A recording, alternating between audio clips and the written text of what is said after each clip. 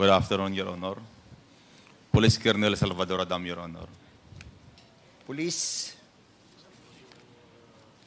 Salvador, did you take Salvador Adam, Your Honor, Region 10. did you take your oath? Yes, Your Honor. Okay. Can you kindly tell us about what transpired during your operation on the raid of the alleged Pogo in Cagayan de Oro City? Your Honor, I would just like to inform you, Your Honor, that we have not conducted any raid against Pogo, Your Honor, under my term. But Hindi pa ako you mean hindi ka nag-conduct ng operation doon sa... It's all over the news. Cop raid, alleged Pogo hub in Cagayan de Oro. Police have raided an alleged Pogo hub inside the subdivision in Barangay Cugman, Cagayan de Oro. During the operation, police found that the area appeared to be dormant. that's not a raid, Your Honor. That's an inspection, Your Honor. Oh, it's an inspection. Yes, Your Honor. Actually, Your Honor, the Pogo operations in Cagayan de Oro City already ended last July 2023, Your Honor. Pero meron silang Pogo talaga doon. Yes, publicly, Your Honor. And you were able to see all the desktops kasi nandun sa report eh. Yes, na, Your Honor. Na meron pang mga computers, meron pang mga chairs, meron pang mga only tables. chairs and tables, Your Honor. Ah? Chairs and tables, Your Honor. No. No more computers, Your Honor. But sa picture, meron computers. Ayan, no? Ayan, no? Ayan, read nyo, oh. Ayan. Mga computers yan, di ba? Di ba? Wala bang computers? Ano ba yan? I think that's chairs, Your Honor. Because on the report, on the news report, ayan, no? Alleged use by a Pogo were still there, including computer desks. Walang computer. Walang Computer computer. desk lang. Yes, Your Honor. Okay. Sige. Do you know that the company is owned by the Philippine Sangian Steel Corporation? Your Honor, the name in the was reported to me, Your Honor, is Oro One.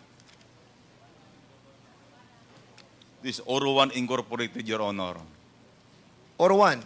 Yes, Your Honor. Is it a part of the PBDEC, the Philippine Industrial Authority? Your Honor, PBDIC is located in Taguluan area, Your Honor, while this place, Aluana compound, is located in Cugman, Cagayan de Oro Yes, City. but this is owned by the same person. Am I correct? I have no idea, Your Honor. You don't have any idea. Yes, sir. But I have an idea. I have an answer to my question. This is owned by the same person. And you know who owned the same place? Ng Philippine Sangia Steel Corporation and that one that you have inspected? Again, Your Honor. Kilala mo ba, kasi tinatanong ko kung kilala mo, sabi mo hindi mo kilala yung owner nung in-inspect ninyo at yung Philippine Sangia Steel Corporation. Yes, Your Honor. Ang may-ari nun ay si Mr. Tony Yang.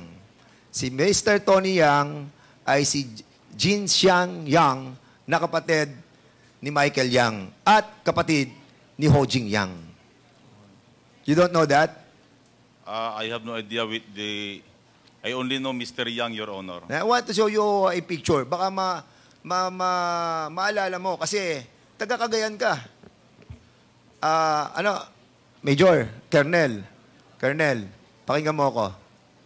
You are from Cagayan de Oro City. Yes, Your Honor. And you are Chief of Police of Cagayan de Oro City. Yes, Your Honor. Kung taga ron ka, kilala mo yung mga negosyante doon. Am I right? Not all, sir, Your Honor. Hindi mo kilala to bilang head siya ng Chamber of Commerce sa Cagayan de Oro. And I will show you a picture. Can you kindly show it? Yan, kilala mo siya. Tony Yang, kapatid ni Michael Yang at kapatid ni Ho Jing Yang na nagkaroon ng transaksyon kay Alice Go through a financial transaction of almost 3.3 billion. And this is the eldest brother of Michael Yang and Ho Jing Yang. Do you know him? Yes or no?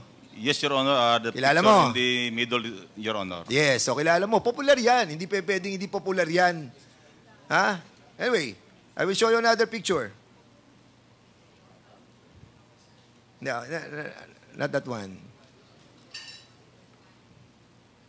Balik. Balik.